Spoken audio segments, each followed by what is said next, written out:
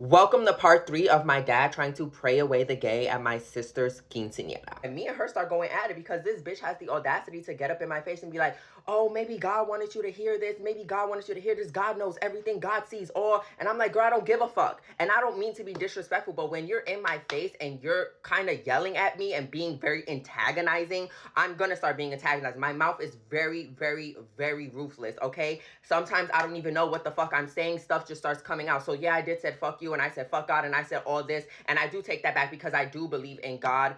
I just don't believe in God to the extent that they do. When I was in that quinceanera, y'all, it felt like a cult, okay? There was a person up there who was all of a sudden speaking in tongues, and it just gave bad energy. It's not what Christianity is. This is not what God would have wanted. Like, I do not believe that God is such a hateful and spiteful person and has so much hate in his heart for people. I don't believe that that's what God is. I believe God loves all his children and God sees people's hearts and knows who the fuck they are. Christians tend to use the Bible as an excuse to be hateful towards people. And I don't understand why. You're not following the Bible right. You're not. You have so much hate in your heart for people who are different for you, and that is insane to me. God literally says, love thy neighbor. So as me and her raggedy ass mom are going back and forth, I just end up being done. I'm like, girl, I don't give a fuck what you have to say. I don't give a fuck about this. I walk out the bathroom and I leave. I go home. I never would have thought that my father could have did something that could have hurt me at my 24 years of grown age. Like, everything my dad did to me, I was very, very young.